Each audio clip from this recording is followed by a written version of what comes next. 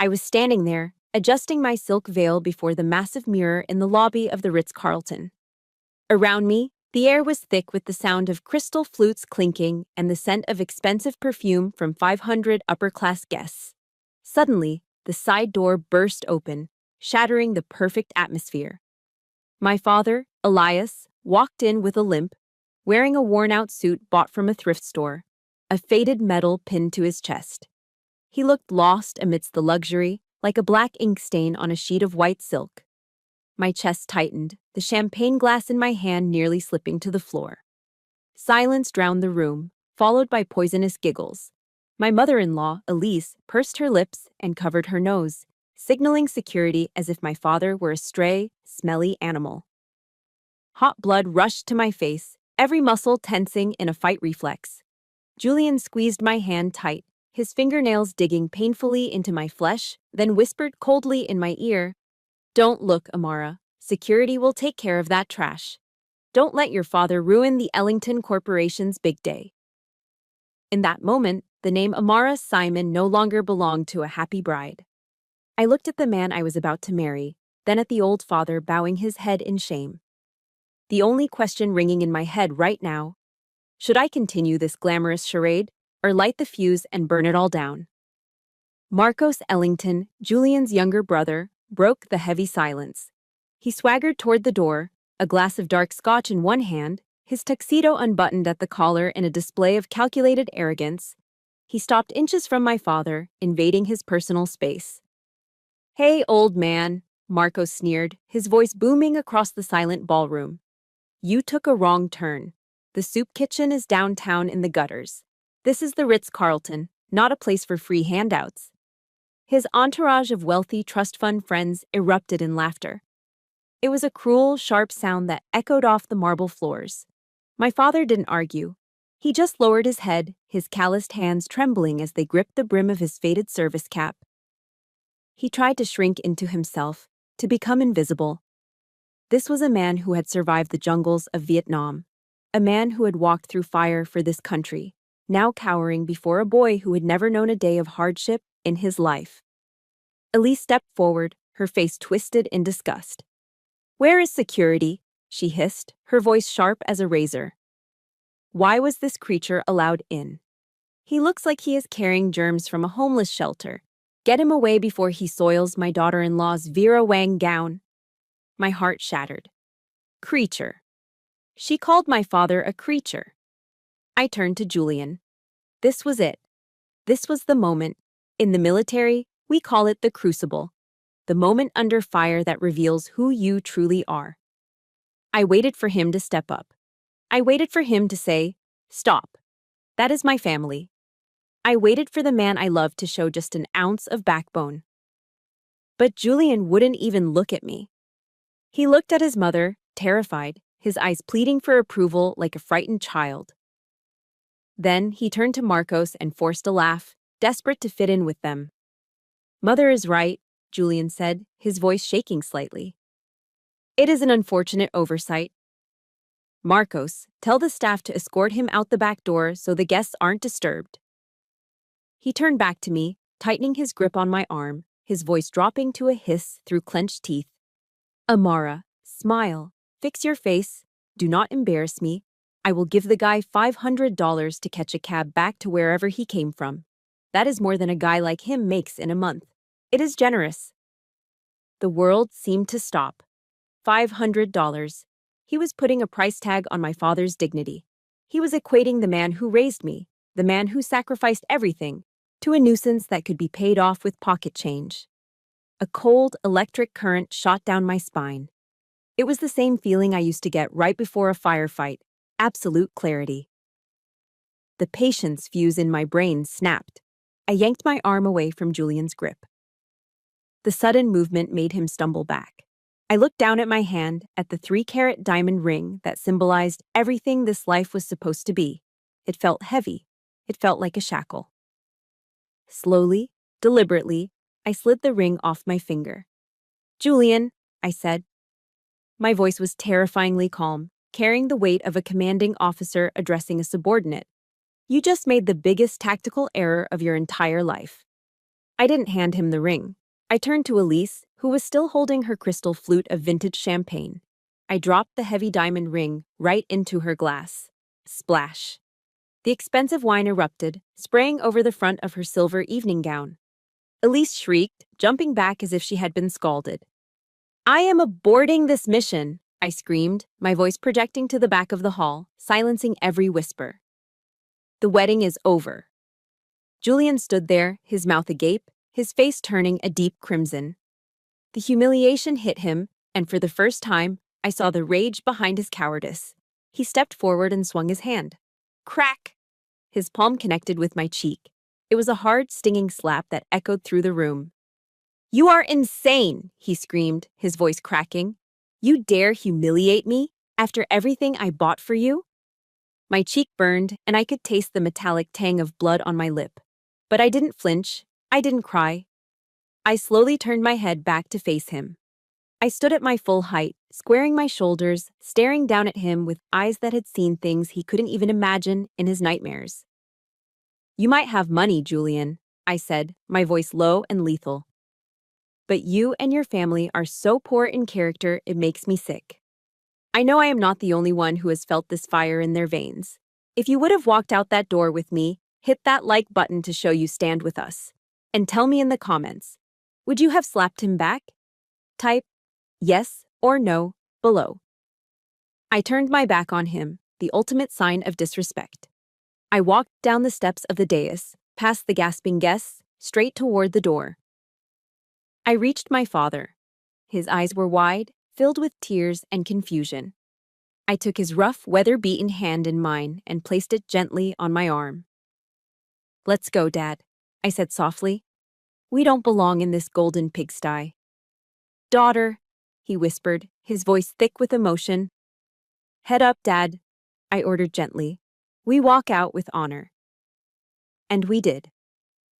I led him through the main doors, stepping out into the cool evening air, leaving behind the screaming of the Ellingtons and the stunned silence of 500 people who had just witnessed the bride burn her kingdom to the ground. The 1998 Ford F-150 rattled violently as we sped down the Pacific Coast Highway. The suspension was shot, and every bump in the road sent a tremor through the rusted frame. The cab smelled of old gasoline and stale coffee, a scent that used to mean safety to me, but now just smelled like poverty. I looked down at the white silk of my wedding dress, bunched up around my legs in the cramped passenger seat. It felt suffocating. With a sudden burst of frustration, I grabbed the long veil that was still pinned to my hair. I ripped it free, not caring if I tore out a few strands, and rolled down the window. The cold ocean air rushed in, stinging my tear-stained cheeks. I threw the veil out into the night. I watched in the side mirror as the wind caught it, a white ghost tumbling away into the darkness, disappearing just like the future I thought I had. Silence filled the truck, heavier than the humid air outside. My father gripped the steering wheel with white-knuckled intensity, his eyes fixed on the road ahead. He hadn't said a word since we left the Ritz-Carlton. "I am sorry, Amara," he finally said, his voice cracking. It was a sound I had never heard from him before. Defeat. "I ruined your future. I am just a useless old man." My heart broke all over again. The slap from Julian had hurt my pride, but this hurt my soul. "Don't say that, Dad," I whispered. "You didn't ruin anything. You saved me from making a mistake." We turned off the highway and bumped down the gravel driveway to our home, a small weathered log cabin tucked behind a grove of pine trees. Julian had visited here once. He had stood on the porch, wrinkled his nose, and called it a charming little hovel. At the time, I laughed it off. Now I realized he was just calling it a dump. Inside, the cabin was warm and familiar. The worn plaid recliner sat in the corner, and the walls were lined with photos of my graduation and my time in the service. Dad didn't sit down. He walked straight past the kitchen and into his small bedroom. "Sit down, Amara," he called out. His voice had changed. The waver was gone. I sank into the old recliner, exhausted. I heard the sound of something heavy being dragged across the wooden floor. A moment later, Dad emerged carrying a metal ammo box. It was olive drab, rusted at the corners, the kind used to store 50 caliber rounds. I sighed, rubbing my temples. Dad, please. We don't need guns right now. We're not going to war. Dad set the heavy box on the coffee table with a dull thud. He looked at me, and for the first time since the hotel, he stood straight. The limp was still there, but the hunch was gone. The shame was gone. In its place was the sharp, steel gaze of the sergeant who had led men through the A Shao Valley. This isn't a weapon of war, daughter, he said quietly. Or maybe it is. It is the weapon I have been preparing for this exact day for 30 years. He unlatched the heavy metal clasp. Click, clack. I leaned forward, expecting to see old letters, maybe his Purple Heart, or family heirlooms. But as he lifted the lid, the smell of old paper wafted up. Inside, stacked neatly in rows, were bundles of documents. Dad reached in and pulled out a yellowed certificate. He handed it to me. Look at the date, he said. I took the paper. It was a stock certificate. Apple Computer, Inc., dated 1985. I looked at the number of shares. My eyes widened. Dad, I stammered. He didn't answer. He handed me another. Berkshire Hathaway, Class A. Purchased in 1982. Then another. Treasury bonds. Deeds to commercial real estate in downtown Houston and Austin. My hands started to shake. I looked from the papers to the rusty box, then to my father's face. He was wearing a flannel shirt that he had mended himself at the elbows. He drove a truck that struggled to hit 60 miles per hour. Is this real? I asked, my voice barely a whisper. Dad walked over to the kitchen sink and poured himself a glass of tap water. He took a slow sip, looking calm, almost bored. When I came back from Vietnam, he began, his voice steady, I didn't buy a fancy car. I didn't buy a big house. I took every cent of my disability check and my wages from the mill, and I invested it. I bought into companies that made things people needed. I bought land when it was dirt cheap. He set the glass down and looked me right in the eye. I lived like a poor man because I wanted you to grow up with grit, Amara. I wanted you to build your own character, not rest on a cushion of cash. I wanted you to know the value of $1 and the value of hard work. He pointed a calloused finger at the box. But today, those people spat on our honor. They judged us by the clothes on our backs. They declared war on our dignity. He pushed the ammo box across the table toward me. The current valuation of the assets in that box is approximately $1.2 billion, he said. The number hung in the air, heavy and impossible. I am the largest anonymous shareholder of the very banks that hold the debt for the Ellington Corporation. My breath caught in my throat. The man they had tried to give $500 to for a taxi could buy and sell their entire lineage before breakfast. The irony was so sharp it almost made me laugh. This is your arsenal now, Dad said, his voice dropping to that command tone I knew so well. You have the training, you have the discipline, and now you have the firepower. He leaned in, his eyes blazing. Use it. Teach them a lesson about loyalty. Teach them that you can't judge a book by its cover, and you certainly don't kick a sleeping dragon. Wow, talk about a secret weapon. I bet Julian is going to wish he never offered that $500.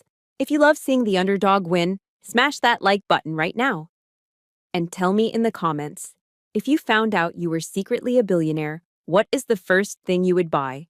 A new house? A fast car? Or maybe a little revenge? Let me know below. Dad stood there, waiting for my answer. He wasn't asking me to spend the money on yachts or vacations. He was asking me to go to war. I looked at the box. I looked at the deeds and the stocks. I thought about Elise's face when she called him a creature. I thought about Julian's cowardice. I stood up, wiping the last tear from my cheek. I squared my shoulders. General, I said, a small dangerous smile touching my lips. I accept the mission. The next morning, I didn't wake up crying. I woke up at 04:30. It was a habit ingrained in me from my years at Fort Bragg. When your world is falling apart, you don't fall with it. You make your bed. You brew coffee. You secure your perimeter. I cleared the breakfast dishes off the small oak table in our kitchen and turned it into a forward operating base. I dragged a whiteboard from the garage, something I used to use for grocery lists, and started drawing. In the center, I wrote, Ellington Corporation. Branching out from it were names: Brantley, Elise, Julian, Marcos. Dad sat nearby, sipping black coffee from a chipped mug. He wasn't just my father anymore. He was my strategic advisor. We need a cover, I said, uncapping a red marker.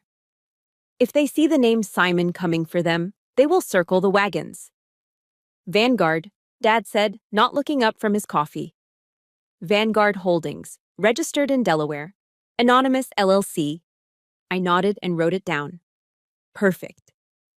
Our objective isn't to burn the company to the ground, Dad. There are good people working there, secretaries, janitors, middle managers trying to feed their families. We are not terrorists. I circled the name Brantley Ellington in thick red ink. The objective is a surgical strike, I said. We cut off the head of the snake. With Dad's capital as our ammunition, I didn't hire slick Wall Street lawyers in $3,000 suits. I knew their type. They could be bought. Instead, I reached out to my old network. I recruited a team of economic mercenaries. First, I contacted Miller, a private investigator who used to run intelligence for special forces. Then, I found Sarah, a forensic accountant who had been fired from a Big Four firm because she refused to overlook discrepancies in a client's audit. She was hungry, and she hated bullies. We convened a secure video conference later that morning. Listen up, I told them, my voice steady. Your mission is simple. I want every skeleton in the Ellington closet. I want to know what they eat, who they sleep with, and most importantly, where they hide their dirty money. Dig deep. Leave no stone unturned. They went to work. For 48 hours, the cabin was silent except for the clicking of keyboards and the hum of the coffee maker. When the first intelligence report came back, it was worse than I had imagined. Sarah sent over a file labeled Ellington for Veterans. It was a charity Brantley had started 5 years ago, supposedly to help returning soldiers with housing and medical bills. It was the shiny gold star on his public reputation. He was always in the society pages, holding a gala, talking about how much he loved our brave heroes. I opened the spreadsheet, and my stomach turned. Dad, I said, my voice tight. You need to see this. He walked over and leaned in, squinting at the screen. Look at the expense ratios, I pointed out. 80% of the donations go to administrative costs and fundraising events. Last year, they spent $200,000 on a single dinner at the Plaza Hotel. Only 12% actually made it to veterans. Dad's jaw tightened. He read the line silently.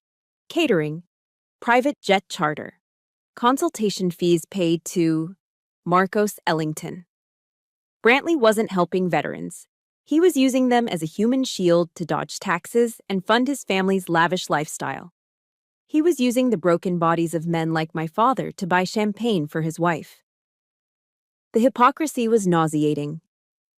It was a violation of the sacred trust between a nation and its warriors. Dad stood up and walked to the window.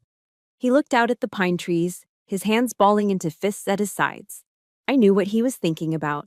He was thinking about the friends he lost in the jungle. He was thinking about the guys who came home and drank themselves to death because they couldn't get help from the VA, while men like Brantley Ellington ate steak dinners in their name. The Bible says, "Pride goes before destruction, and a haughty spirit before a fall." Brantley Ellington was about to learn that verse the hard way. Dad turned back to me. His eyes were dark, dangerous. "This isn't personal anymore, Amara," he said, his voice a low rumble. "This is an insult to the flag. It is a desecration." He looked at the whiteboard, at the red circle around Brantley's name. "You have authorization," he said. "Fire at will." I nodded, feeling a cold calm settle over me. I picked up my phone and dialed the number for our broker. "Initiate Phase 1, I commanded. "Start buying up Ellington Corporation's bad debt. Every distressed bond, every overdue loan. I want to own their mistakes." I paused, looking at the file on the screen. "And get ready to leak the charity audit to the press. We are going to show the world what hell really looks like." My private investigator, Miller, called me with a lead that changed everything. The fortress has a crack in the wall, he said. Her name is Clara. Clara was the Ellington family's housekeeper. She had been with them for 20 years, practically raising Julian and Marcos while Elise was busy shopping and Brantley was busy fundraising. But last week she was fired. No severance, no thank you, just kicked to the curb. I arranged to meet her at a 24-hour diner on the edge of town. It was the kind of place with flickering neon signs, vinyl booths patched with duct tape, and coffee that tasted like burnt rubber. When I walked in, I almost didn't recognize her. Clara sat in a corner booth, her shoulders hunched, staring into a cold cup of tea. She looked 10 years older than the last time I saw her. Her hands, rough and red from years of scrubbing floors, were twisted together nervously on the Formica table. "Mrs. Clara?" I said softly, sliding into the booth opposite her. She looked up, her eyes red-rimmed and full of fear. When she saw me, she started to cry. "Oh, Miss Amara," she sobbed quietly, reaching for a napkin. "I am so sorry about the wedding. I heard everything." "Don't worry about me, Clara," I said, reaching across the table to cover her hands with mine. "Tell me what happened to you." She took a shaky breath. 20 years. I gave them 20 years of my life. I missed my own son's graduation because Elise needed me to polish the silver for a party. And then, last Tuesday, I dropped a serving platter. Just one plate. It was an accident. Elise. She screamed at me. She said I was too old, too clumsy. She told me to pack my things and get out before she called the police. "They threw you out like trash," I said, feeling a fresh wave of anger rising in my chest. "Like garbage," Clara confirmed, wiping her eyes. "Not even a dime for my retirement. I don't know how I'm going to pay my rent next month." I squeezed her hand tighter. "I'm going to help you, Clara. But I need you to help me first. I need to know where the bodies are buried." Clara looked around the diner nervously, then leaned in closer. Her voice dropped to a whisper. "Mr. Brantley. He keeps a safe. It is hidden behind the wine rack in the cellar, the vintage Bordeaux section." "Do you know the code?" I asked. Clara let out a bitter, dry laugh. "He thinks nobody knows. He thinks the help is invisible, deaf, and dumb. But I know. It is the birthday of his first mistress, the one from before he met Elise." She grabbed a grease-stained napkin and a pen from her purse. With a trembling hand, she scribbled down a series of numbers. She slid it across the table to me. "That will get you the ledgers," she whispered. "But that is not the worst of it." She dug into her purse again and pulled out a small silver USB drive. She held it tightly for a moment, as if it burned her skin, before placing it on the table. "What is this?" I asked, eyeing the drive. "Marcos," she said, her voice trembling with disgust. He likes to record things. He thinks it is funny. Last year, there was a party, a wild one, a young waitress. She was just a college student trying to pay tuition. Marcos, he put something in her drink. My blood ran cold. "I found this in his room when I was cleaning," Clara continued, tears streaming down her face again. "I watched it. It is evil, Miss Amara." He laughed. He laughed while she couldn't even stand up. That poor girl. She took her own life 3 months later. I picked up the USB drive. It felt heavy, heavier than the diamond ring I had thrown away. This wasn't just evidence of corruption. This was evidence of a monster. Marcos, the boy who mocked my father for being poor, was a predator hiding behind his daddy's money. "Thank you, Clara," I said, my voice steel. "You just gave me the nail for their coffin." I reached into my jacket pocket and pulled out an envelope. Inside was a personal check I had written before coming here, drawn from my father's funds. I slid it across the table. Clara picked it up, confused. When she looked at the number, she gasped. Her hand flew to her mouth. $500,000, she stammered. "Miss Amara, I can't. This is too much. I didn't sell you this information for money." "This isn't a bribe, Clara," I said firmly. "This is your pension." This is the severance pay you earned for 20 years of service. It is back pay for every holiday you missed and every insult you swallowed. Clara broke down, sobbing openly now. But these were tears of relief. Take it, I urged. Cash it tomorrow morning. Pack your bags. Leave town. Go live with your son. Be safe. She looked at me, clutching the check to her chest like a lifeline. You are a good woman, Amara. You and your father. You are the real nobility. She stood up to leave, looking lighter, taller. Before she walked out the door, she turned back to me one last time. Her eyes were dry now, and fierce. Give them hell, Captain, she said. I pocketed the napkin and the USB drive. Oh, I will, Clara. I whispered to the empty booth. I will give them hell. Monday morning, 9 o'clock. The opening bell of the New York Stock Exchange was about to ring, and I was sitting at my kitchen table in front of a battered laptop, ready to pull the trigger. Execute, I whispered, hitting the enter key. Through Vanguard Holdings, we unleashed a massive short-selling campaign against Ellington Corporation stock. At the exact same moment, I hit send on an encrypted email to the investigative desk at the New York Times. Attached was Sarah's forensic audit of the Ellington for Veterans charity, along with copies of the receipts for private jets and parties. The headline hit the digital front page 30 minutes later. Scandal. Billionaire Brantley Ellington accused of stealing from wounded vets to fund mistress and lavish lifestyle. It was a bloodbath. I watched the real-time stock ticker on my screen. Ellington Corp., which had opened at $85 a share, began to freefall. 70, 65, 50. The graph was a steep, jagged red line plunging straight to hell. Panic selling set in. Wall Street hates uncertainty, but it hates fraud even more. But I wasn't done yet. Phase 2, I muttered. I uploaded the video Clara had given me, the one of Marcos bragging about bribing the police after a DUI, laughing about how laws are for poor people. I posted it to Twitter and TikTok using a burner account. Within 2 hours, the hashtag #JesusBoycottEllington was the #1 trending topic in the world. The internet did what it does best. It exploded with righteous fury. I watched videos of veterans burning Ellington-branded merchandise in their driveways. I saw mothers crying, sharing stories of how their sons were denied benefits while Brantley was drinking vintage wine. The public didn't just want an apology, they wanted blood. I pulled up the live feed from a news helicopter circling the Ellington estate. A mob of angry protesters had already gathered at the gates. They held signs that read, "Traitors and stolen valor." Inside the house, it was chaos. Through a hacked security feed, courtesy of my PI, Dean Miller, I watched them unravel.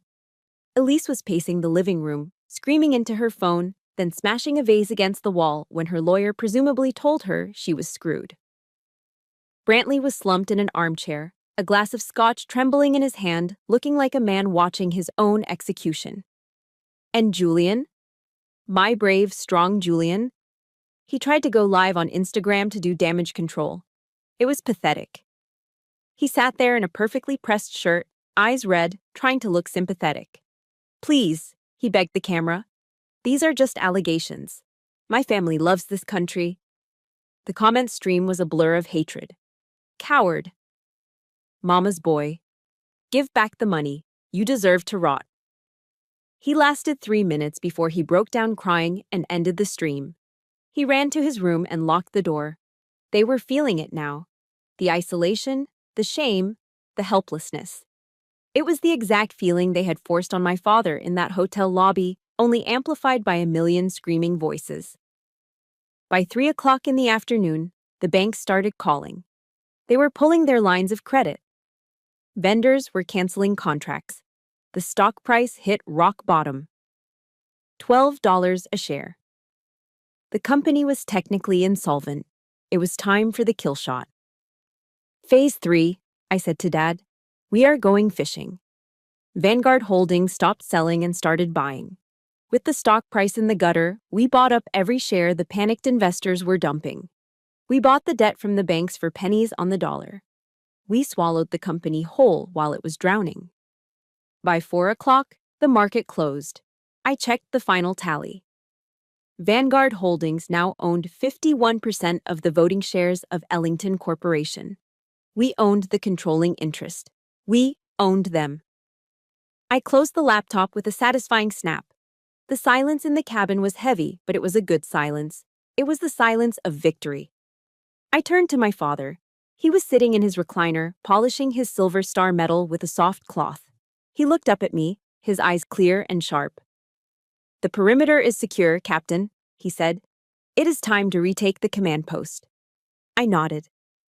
I picked up my phone and dialed the number for the Ellington Corporation's board secretary. "This is Vanguard Holdings," I said, my voice ice cold. "Schedule an emergency shareholder meeting for 9 a.m. tomorrow morning. The new owners will be in attendance." Yes, ma'am," the secretary stammered. Who should I say is coming?" "Just tell them," I said, a smile finally touching my lips. "That judgment day has arrived." The elevator doors chimed softly, opening onto the 50th floor. This was the sanctuary of Brantley Ellington, a fortress of glass and steel that screamed power. But today, the air smelled of fear. I stepped out, my heels clicking sharply on the marble floor. I wasn't wearing a wedding dress this time. I was wearing a tailored black power suit, my hair pulled back in a severe bun. Beside me walked my father, Elias. He was still wearing his worn thrift store suit and his faded service cap. He limped, yes, but his head was held high, his eyes scanning the room like he was inspecting the troops. We pushed open the heavy double doors to the boardroom. The Ellington family was already seated around the massive mahogany table. They looked like ghosts. Brantley was unshaven, his eyes bloodshot. Elise was pale, clutching a handkerchief. Julian sat with his head in his hands. Marcos was jittery, his eyes darting around the room, clearly high on something. When we walked in, the room went dead silent. Julian looked up, his jaw dropping. "Amara? What? What are you doing here? Where is security?"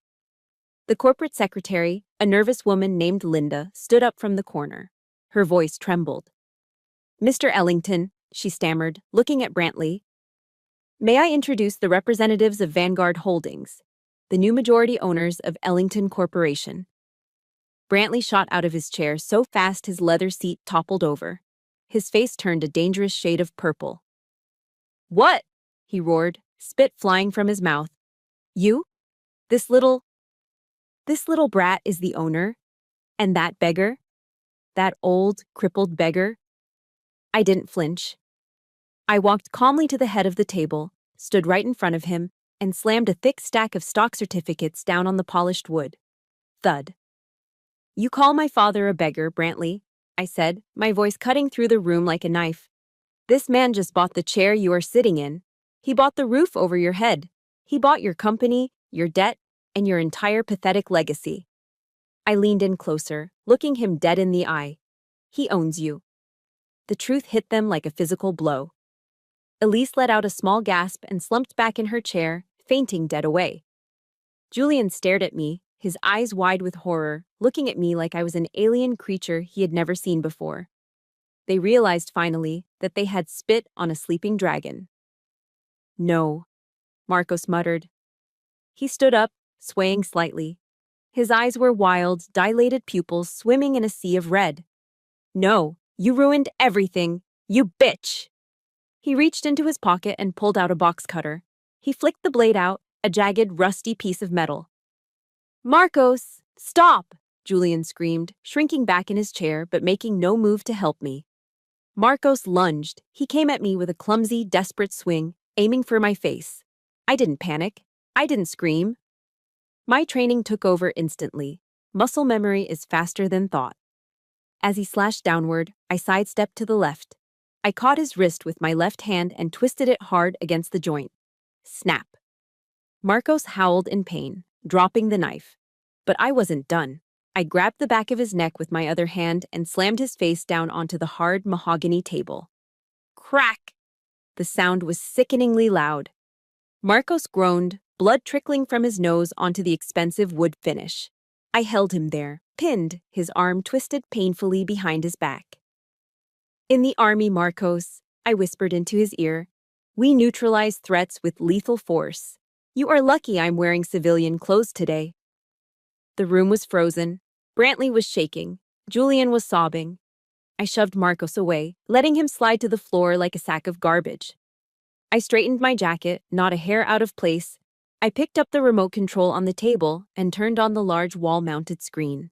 It displayed a live feed from the lobby downstairs. FBI agents in blue windbreakers were swarming the entrance. Here's the situation report, I announced coldly. Brantley, I pointed at him. The FBI is downstairs. They have the audit of your charity. You are going to prison for embezzlement and fraud.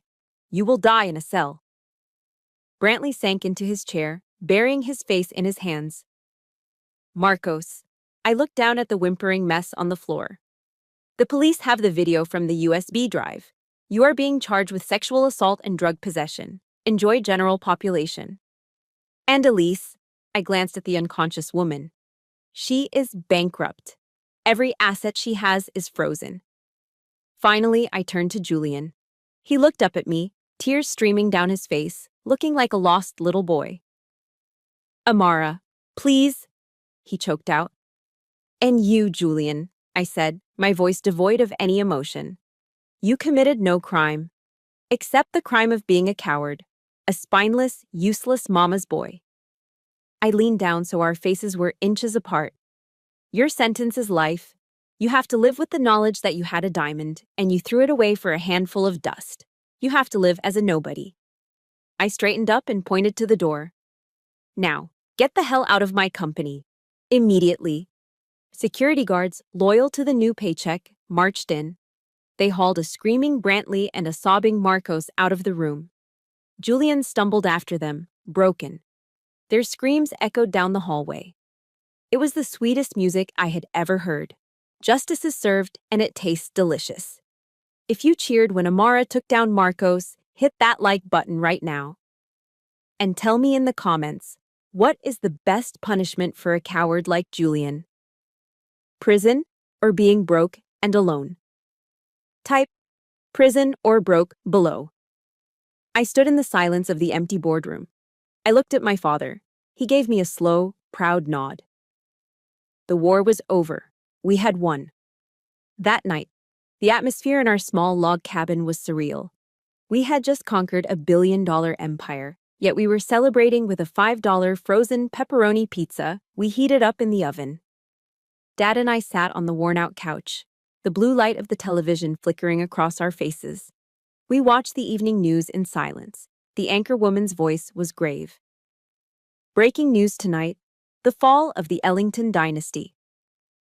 The screen cut to live footage outside the courthouse. It was the classic perp walk. Brantley Ellington, the man who had sneered at my father just days ago, was being led out in handcuffs. He tried to hide his face with his suit jacket, shielding himself from the flashing cameras, but there was no hiding the slump of his shoulders. He looked small, defeated. Then came the footage of Marcos. He wasn't hiding. He was screaming, his face contorted in a drug-fueled rage as two officers shoved him into the back of a squad car. He looked less like a wealthy heir and more like a rabid animal.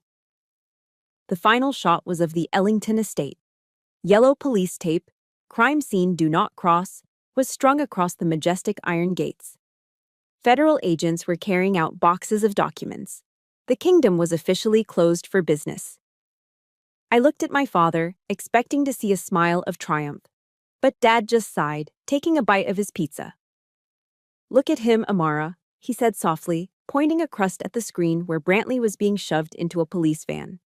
Take away the expensive suit, take away the country club membership, and what is left? Just a scared old man who knows he did wrong. He was right. There was no glory in it. Just a sad, pathetic end to a life built on greed. The fallout continued for weeks. Elise, the woman who once claimed that breathing the same air as poor people gave her a headache, was now homeless. The bank had seized everything. We heard through the grapevine that she was couch surfing at a distant cousin's house in New Jersey.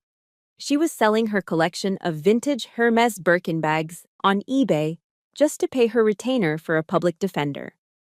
The exclusive country club she had ruled like a queen quietly revoked her membership. She had become a social pariah. But Julian's fate was perhaps the cruelest. He wasn't in jail, but he was in a prison of his own making. The internet had turned him into a living joke. Someone had taken a screenshot of his crying face from his disastrous live stream and turned it into a meme. It was everywhere. The face of cowardice. Mama's Boy of the Year. He couldn't go to a coffee shop without someone snapping a picture and laughing. He had lost his wife, his family's fortune, and his dignity. The punishment was more brutal than any physical beating could have been. I looked down at my phone. It had been buzzing nonstop for hours. Texts from friends I hadn't heard from in years, messages from distant relatives suddenly remembering they loved me. Everyone wanted a piece of the new heiress. Hey girl, long time no see. We should grab drinks. So proud of you, Amara. I always knew you were special. I felt a wave of nausea. Where were these people when Julian slapped me? Where were they when my father was being humiliated? I held down the power button and turned the phone off. The screen went black and the room was quiet again. It feels empty, I admitted, staring at the dark screen. We won, Dad. We destroyed them. But I don't feel happy. I feel tired. I wondered if I had crossed a line. Nietzsche once said, "He who fights with monsters should look to it that he himself does not become a monster." Had I become just as ruthless as them? Dad reached over and placed a heavy, warm hand on my shoulder. It grounded me instantly. That is because you are a builder, Amara, not a destroyer, he said wisely. Don't let the hate eat you up. The demolition phase is over. We cleared the rot. We tore down the unstable structure. He looked me in the eye, his expression serious. Now comes the hard part, Captain. Now comes the reconstruction. You have a company to run. You have thousands of employees depending on you. Turn that corrupt organization into a real fortress. Make it something honorable. His words were like a lighthouse cutting through the fog. He was right. The revenge was just the beginning. The real victory would be in building something better from the ashes. Reconstruction, I whispered, testing the word. It sounded good. It sounded like hope. I picked up another slice of pizza. Okay, Dad. Tomorrow we start building. Sunday morning. The sky was a crisp, brilliant blue, the kind that hurts your eyes if you look up too long. I drove the old Ford F-150 down the winding road to the National Cemetery. We didn't take a limo. We didn't wear designer suits. It was just me and Dad in our Sunday best. The truck bed rattling with every bump, a bouquet of white daisies resting on the dashboard. We walked through the iron gates, entering a world of perfect silent geometry. Row after row of white marble headstones stretched out across the rolling green hills, endless lines of men and women who had given everything. There is a specific kind of quiet in a military cemetery. It isn't empty, it is full of honor. Dad walked with his usual limp, but his spine was straight. He stopped in front of a small, simple stone under an old oak tree. Margaret Simon, beloved wife and mother. Dad knelt down slowly, his knees popping, and placed the daisies against the cold stone. He rested his hand on top of it, tracing her name with his thumb. She would have skinned me alive if she knew about the mess I made this week. He chuckled softly, but his eyes were shining with tears. Your mother. She never liked to fuss. I sat down on the grass beside him, pulling my knees to my chest. The wind rustled the leaves above us. Dad reached into his pocket and pulled out his Silver Star medal. The ribbon was frayed, the metal dull with age. He wiped it gently with the hem of his flannel shirt. Amara, he said, his voice trembling slightly. I have to tell you something. I have to confess. I looked at him, waiting. I was afraid, he admitted. He looked down at the medal, avoiding my eyes. When I made that first million back in the 80s, I was terrified. I looked around and I saw what money did to people. I saw it turn good men into greedy fools.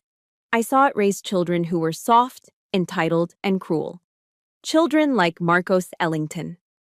He took a shaky breath. I looked at you, my little girl. And I was so scared that if you knew we were rich, you would lose your edge. I wanted you to have steel in your spine, Amara. I wanted you to know how to fight. So I hid it. I let you struggle. I let you join the army to pay for college. He finally looked at me, and the pain in his eyes was raw. I am sorry I lied to you.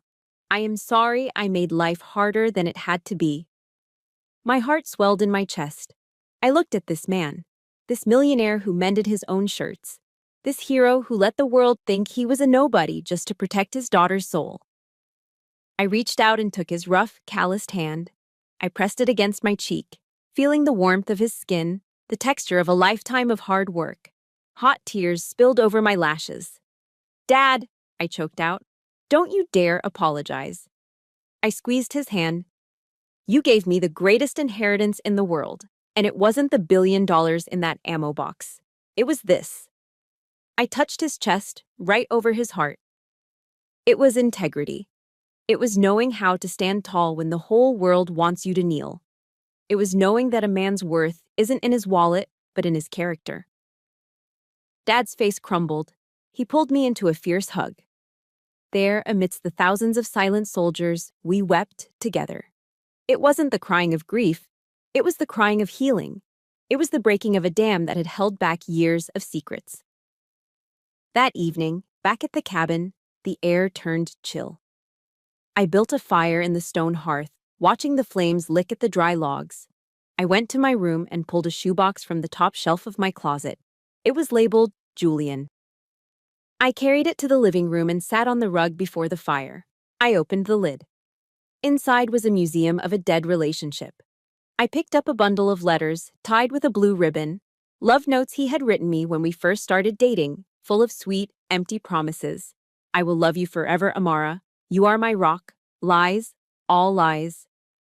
I tossed the bundle into the fire. The paper curled and blackened, the blue ribbon snapping as it dissolved into ash. Next were the photos. Us in Paris, smiling in front of the Eiffel Tower. Us in Venice, riding a gondola. He looked so handsome. I looked so happy. But now, looking closer, I saw the truth. I saw the way he was looking at his reflection in the water, not at me. I saw the possessive grip on my shoulder. I threw the photos in. The glossy paper bubbled and melted, his perfect smile distorting into a grotesque grimace before vanishing into the orange heat. One by one, I fed the memories to the flames. Movie stubs, dried flowers, the program from our engagement party. As the last item turned to ash, I felt a physical weight lift from my chest. The anger that had been burning a hole in my stomach for days was gone. The hate was gone.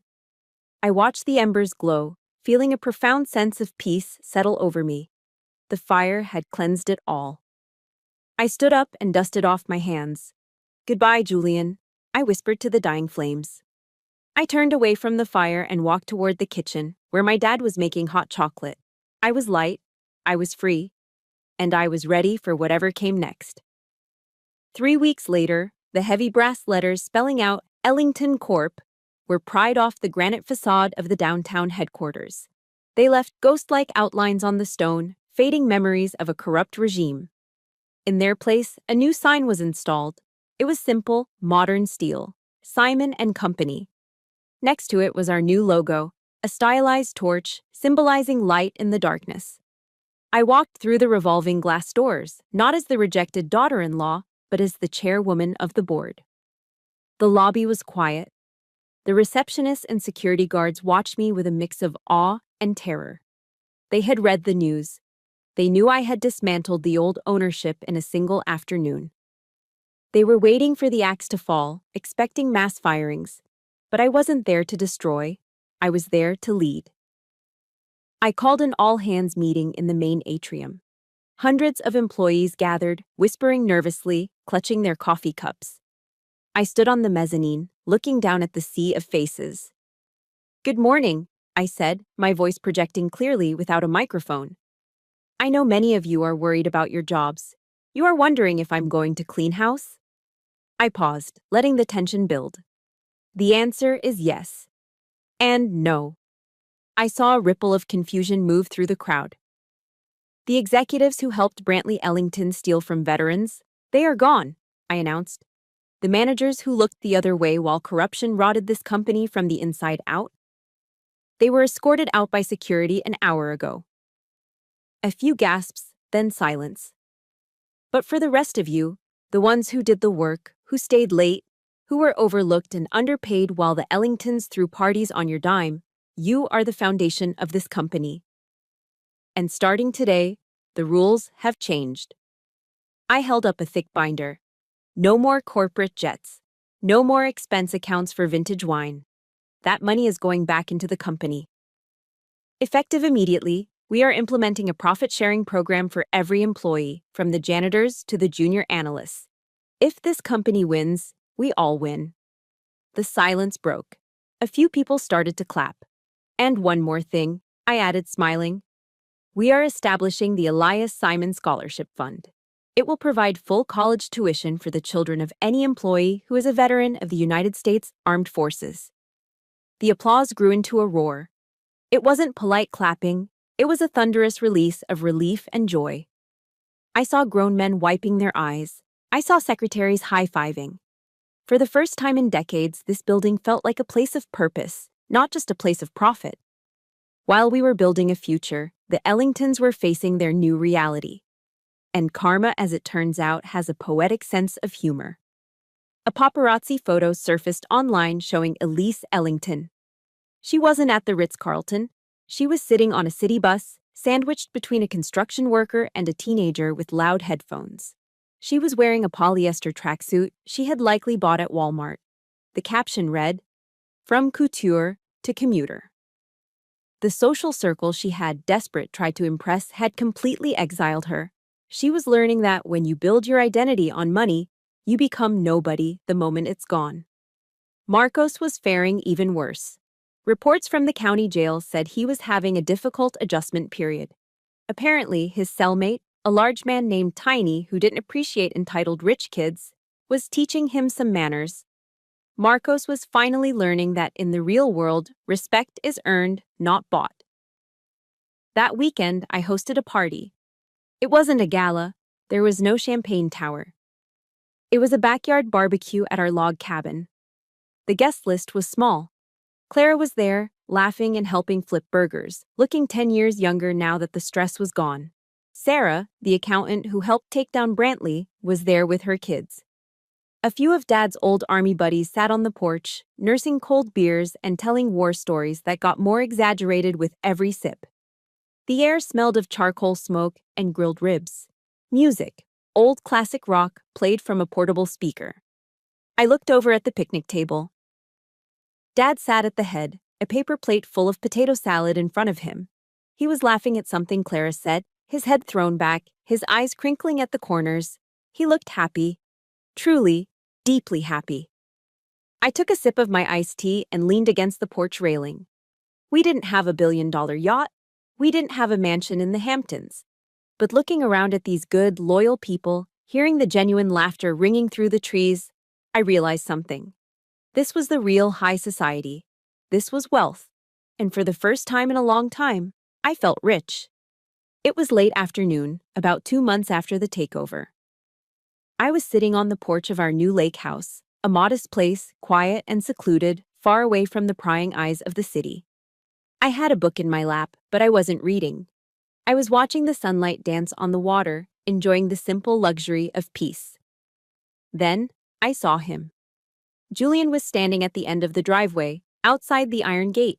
He wasn't driving his Porsche, he was on foot. His clothes, usually tailored to perfection, were wrinkled and stained. His face was gaunt, unshaven, the hollow eyes of a man who hasn't slept in days. He didn't ring the buzzer. He just stood there, gripping the bars of the gate like a prisoner looking out. I put my book down and walked slowly down the gravel path. I didn't feel my heart race. I didn't feel anger. I felt nothing. When I reached the gate, I didn't open it. I looked at him through the bars. "Amara," he rasped, his voice cracking. Tears welled up in his eyes instantly. "Amara, please. I need to talk to you." "You are trespassing, Julian," I said calmly. I know, he sobbed, wiping his nose with his sleeve. I just, I have nowhere else to go. I lost everything. My friends, my money, my reputation. Even my mother won't speak to me. I am all alone. He looked at me with desperate, pleading eyes. I made a mistake, a terrible mistake. But I still love you. Please, give me another chance. We can start over. I will be better. I looked at the man who had once been my whole world. I remembered how he laughed with his brother when my father was humiliated. I remembered the sting of his slap on my cheek. Julian, I said, my voice steady as the lake water behind me. Do you know what the most important thing is on a battlefield? He shook his head, confused. It isn't courage, I continued. And it isn't firepower. It is loyalty. It is knowing that the person next to you has your back. It is knowing that when the bullets start flying, they won't run. I took a step closer to the gate. When the first shot was fired in that hotel lobby, you didn't just run. You joined the enemy. You let your own teammates, me and my father, get cut down. You watched us bleed, and you offered us $500 to make the bleeding stop. Julian dropped to his knees in the dirt. I was scared. I was weak. Please, Amara, forgive me. I looked down at him. There was no hate left in my heart, only pity. Pity for a man who had never learned how to be a man. I can't build a future with a deserter, Julian, I said coldly. You have been dishonorably discharged from my life, permanently. Amara, no, he wailed. Go, I commanded. Find a job, learn to work, learn to stand on your own 2 feet. Maybe one day you will find some self-respect. But you won't find it here. I turned my back on him. I walked back up the driveway, my steps light and rhythmic. Behind me, I heard him crying, calling my name, but the sound grew fainter and fainter until it was swallowed by the wind. I didn't look back, not once. I walked around to the back of the house, down to the small wooden dock that jutted out into the lake. Dad was sitting there in a folding chair, a fishing rod in his hand, a bucket beside him. The setting sun painted the sky in brilliant hues of orange and purple, reflecting off the water like liquid gold. He heard my footsteps and turned, his face breaking into a wide, toothy grin. Hey there, Captain, he called out. You missed it. I just caught a big bass, a real fighter. I sat down on the edge of the dock, dangling my feet over the water. I leaned my head on his shoulder. He smelled of Old Spice and fresh air, the smell of safety. I handled the intruder, Dad, I said softly. He nodded, reeling in his line slowly. I knew you would. You always know what to do. We sat there in silence as the sun dipped below the horizon. The water lapped gently against the wood. A loon called out in the distance. I realized then that this was it. This was the victory. It wasn't the corner office. It wasn't the millions in the bank. It wasn't even seeing the Ellingtons fall.